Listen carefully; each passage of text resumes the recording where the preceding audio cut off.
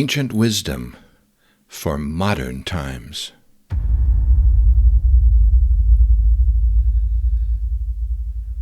Chapter 1. Becoming.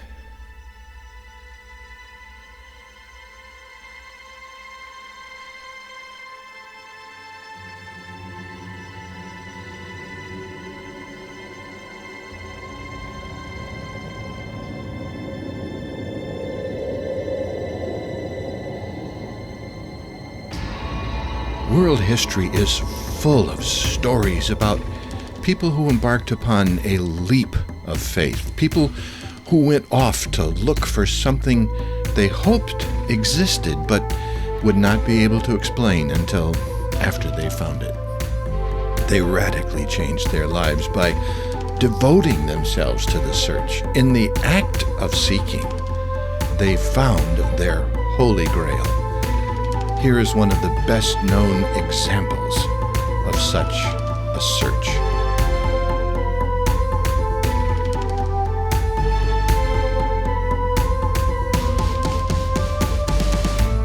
When Prince Siddhartha Gautama was born, a local priest visited the family compound and prophesied that the youngster would grow up to be either an emperor, a secular leader, or a Buddha, an enlightened one.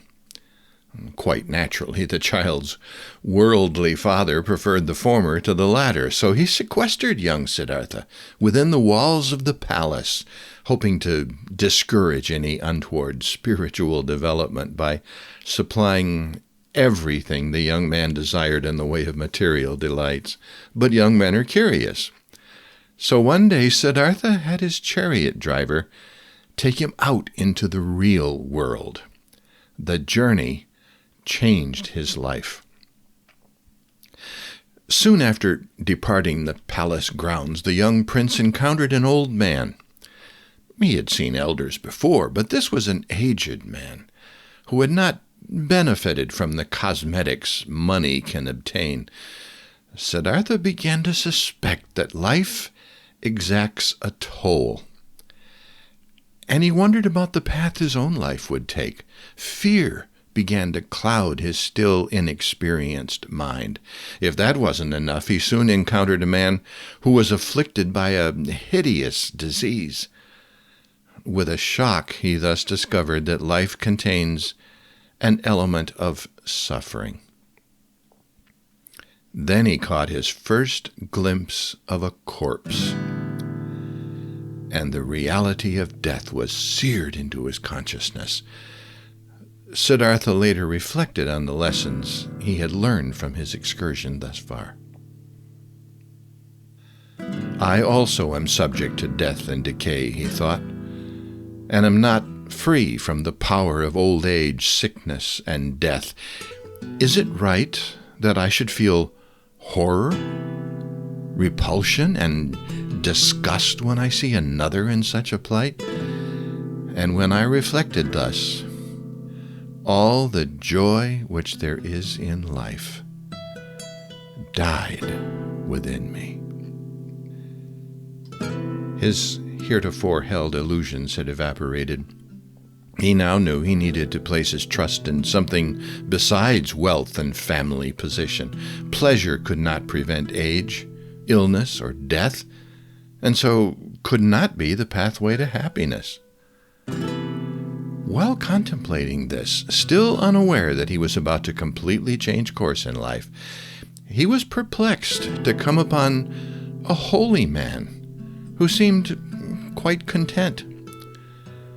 Something within Siddhartha suddenly shifted. He took a leap of faith. His mind at once understood what his heart had already come to appreciate. From that moment on, he decided he had to study the meaning of life by becoming a holy man. His father, in trying to keep him from seeking a spiritual path, had instead catapulted the young man toward a destiny that would change the world. Siddhartha determined to go off on a journey of exploration, even though he didn't know where that journey would lead. if you had asked him what he was searching for, and how he even knew there was something worth finding, he probably could not have answered, but he knew he had to look for it. There was still the matter of convincing his father, who, as expected, refused to let the boy leave. In lieu of what would later occur, it is instructive to observe the young man's method for obtaining what he wanted. Siddhartha simply waited, saying he would not move until he had his father's consent. Dinner time came and went. Siddhartha stood patiently in place. It got dark outside. Time for the household to go to bed. His father, sure that by morning the boy would return to his senses, said good night and retired to his sleeping chamber. But morning's light found the boy still standing in the living room, ready to have his way or die. Needless to say, the young prince eventually got his way. Saying goodbye to his family, Siddhartha and his faithful charioteer left the family compound, never to return. He began to search for a reality he could trust. For 6 years he wandered and studied. He talked with Brahmins, Hindu holy men. He learned yoga disciplines and meditation. He practiced extreme asceticism, eventually trimming his diet down to 1 grain of rice a day, and then deciding that since he could exist on 1 grain, why not try slicing it in half to make it last twice as long? Eventually, he became so thin and emaciated that it was later said a person could grasp Siddhartha's backbone from the front. Even after all this, enlightenment eluded him. He joined a group of traveling holy men, none of whom were making any more progress along the spiritual path than he was. They had nothing new to teach him. Terribly discouraged, he resorted to the technique he had successfully used with his father. Seating himself beneath a type of fig tree known as a bo tree, sometimes called a Bodhi tree or tree of knowledge, he vowed he would meditate right there, not moving, until he either reached enlightenment or died.